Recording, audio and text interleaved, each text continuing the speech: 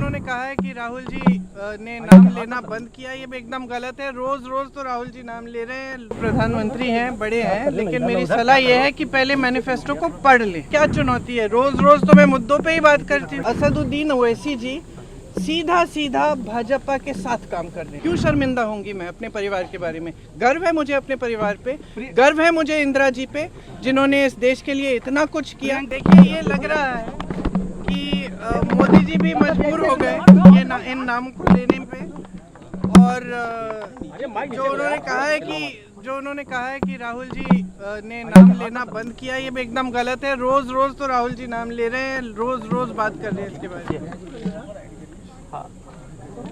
तो एक सवाल और है कि जिस तरह कांग्रेस के मैनिफेस्टो को लेकर पीएम मोदी लगातार कह रहे हैं कि मैनिफेस्टो में इस तरह की चीजें आ रही हैं। तो मेरी सलाह ये है उन्हें, हालांकि वो प्रधानमंत्री हैं, बड़े हैं, लेकिन मेरी सलाह ये है कि पहले मैनिफेस्टो को पढ़ लें, फिर उस पर टिप्पणी करें।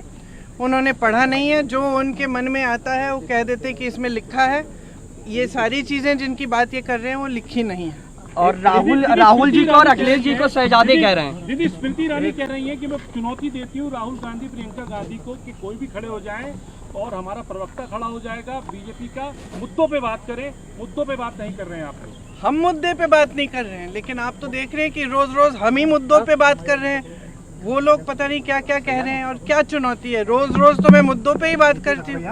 महंगाई, बेरोजगारी, इन पे कौन बात कर रहा है? बीजेपी में कोई नहीं कर रहा है। गठबंधन की सरकार बनी तो राम मंदिर में ताला लग जाएगा। ये एकदम झूठ है। ये बिल्कुल कांग्रेस पार्टी ने कह दिया है, बहुत बार कहा है कि जो निर्णय आएगा उसका सब आदर करेंगे, और यही किया है हमने। दीदी, इंडिया और आगे भी करेंगे। इंडिया गठबंधन का पीएम दावेदार, कोई प्रेस कॉन्फ्रेंस नहीं आ पा रही है, लगातार आरोप लग रहे हैं, क्या कहेंगे उस पर? इंडिया गठबंधन के पीएम दावेदार का इंडिया गठबंधन ने कह दिया है बहुत बार, सब नेताओं ने कहा है कि ऐसी जब परिस्थिति बनेगी तो सब इकट्ठे बैठ के तय करेंगे। असदुद्दीन ओवैसी जी सीधा सीधा भाजपा के साथ काम कर रहे हैं। जहां जहां भाजपा को जरूरत है कि वो किसी को खड़ा कर दे, बाकी पार्टियों को पीछे रखने के लिए वो कर रहे हैं। ये बात बहुत स्पष्ट हो गई है। तेलंगाना के चुनाव में ये बात बहुत स्पष्ट हो गई है। ये दिखाता है कि भाजपा की सरकार जो है और उनके नेता जो है वो महिलाओं के पक्ष में कभी खड़े नहीं हो सकते, क्योंकि जब वो महिला ओलंपिक के मेडल लेके आई तब तो मोदी जी ने उनको घर बुला के उनके साथ चाय पी और उनके साथ फोटो खिंचवा दी, और ये कह भी दिए, पूरी मीडिया ने, आप सब ने कहा कि मोदी जी हैं तो मुमकिन है। जब उसी महिला ने बाहर बैठ के आंदोलन किया, सड़क पे बैठ के, जब उसी महिला ने कहा कि मेरे साथ अत्याचार हुआ है, तो किसी ने उसको पूछा तक नहीं। वो रो रही थी जब मेरे से मिली, उसने मुझे कहा कि मुझे मेडल मिला। मैंने सोचा था कि अगर मैं बैठूंगी तो कम से कम मेरी सुनवाई होगी, कोई तो सुनेगा, लेकिन सरकार में किसी ने नहीं सुना। और आज ये परिस्थिति है कि कि उनके बेटे को टिकट मिल गया है चुनाव में। तो ये स्पष्ट हो गया है कि महिलाओं के अत्याचार की बात, महिलाओं के आरक्षण की बात, ये सब चीज़ें जो जब ये लोग कहते हैं कि हम खड़े हैं महिलाओं के लिए या हम आरक्षण दिलवा रहे हैं, तो ये सब चुनावी, उनके लिए चुनावी जुमले हैं, बस इससे ज्यादा कुछ नहीं है।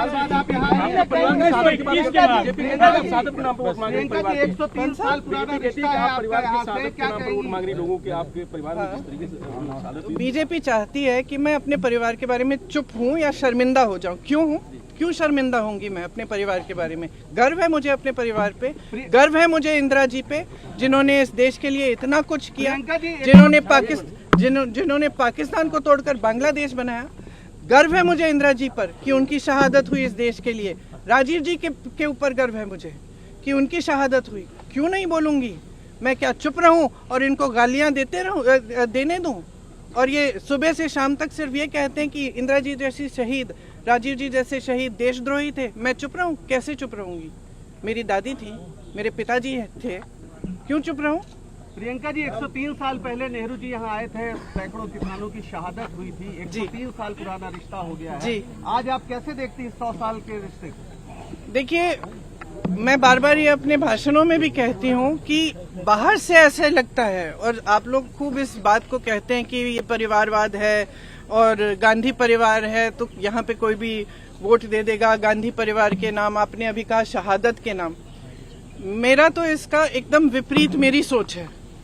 यहाँ पे जब आंदोलन हुआ, जब यहाँ के किसान 103 साल पहले खड़े हो गए एक इतने बड़े और सक्षम और सत्तावान साम्राज्य के खिलाफ, यहाँ का गरीब किसान खड़ा हो गया, आंदोलन किया, तब उस आंदोलन के बारे में सुन के मेरे परिवार, मेरे पूर्वज, मेरे परिवार के सदस्य यहाँ आए।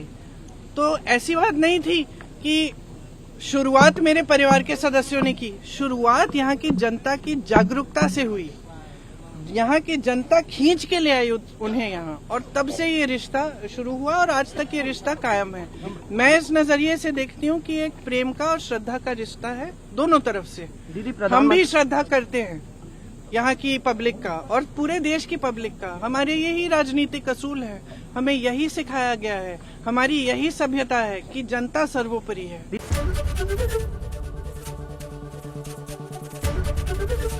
एबीपी गंगा, खबर आपकी, जुबान आपकी।